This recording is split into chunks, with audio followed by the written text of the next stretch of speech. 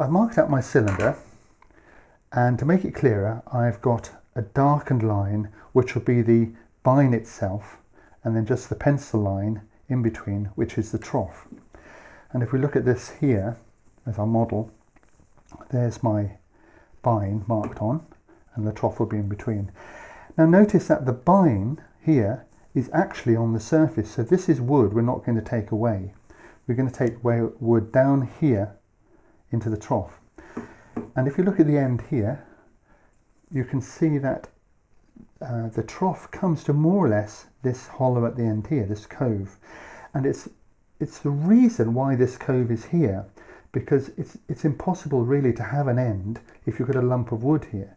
So this cove here at the end allows you the tool to come in and out and work like this, and also gives you a depth. And it might be more or it might be less. We're going to do this by eye, but there will be some little change between that cove and the end of that trough. So how do we start removing this wood? Well, the first thing I would do is I'd put a saw cut down this trough here. That way we can remove wood, chop it out a little bit more easily. So what I've done is I've got a little hand saw like this, and I've added a fence on either side, and that fence enables me to go down to a set depth and no further.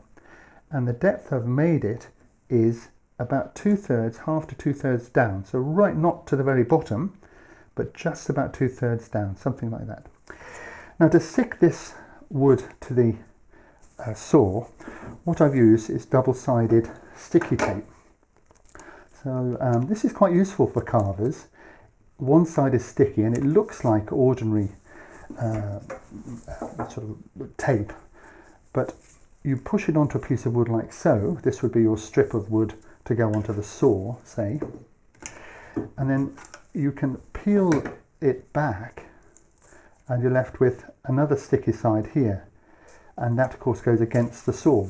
So I've got the sticky tape, the double-sided tape in between there, and I've been quite accurate at trying to get them at the same length, the same distance from the saw teeth. So make yourself up something like that, make sure everything's correct and you know where these are going, and then we're ready to actually start sawing.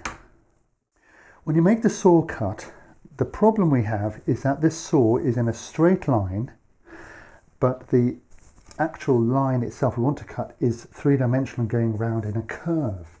So we can't actually make this do that. We'll have to make a series of cuts like this as we go round.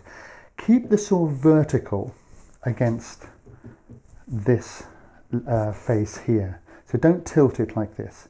And you can make your first cut perhaps on a corner where the two lines meet, on that diagonal, like so. Using your pencil as a guide.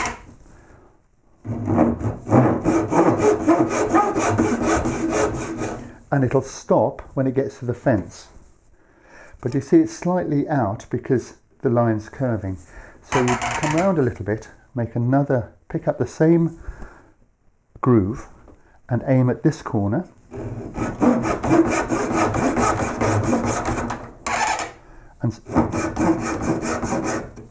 And so on. So we go from corner to corner to corner. Now either you can go like this, going round, follow one, or you can do a series of cuts like this, and then move it round a little, and a series of cuts like this. But make sure you're always on the right line, and you're always keeping the saw upright and merging one cut with the other.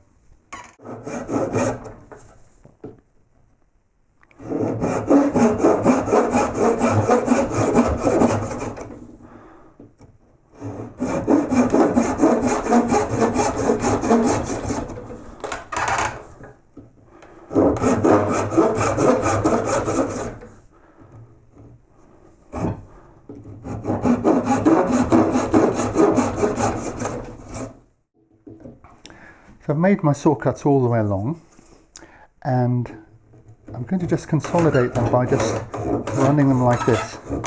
Make sure that everything is joined together. All this is waste, and this saw cut should be in the waste of what we're going to be removing. So even if it's looks a bit torn, and it will do because we've been adjusting the saw blade as we go along. That's okay, because all this is going to be removed. The saw cut also comes out right to the end here, so we get a sense of where the end of the trough is. So this gives us a really good start for the carving, and that's what we're going to turn to next.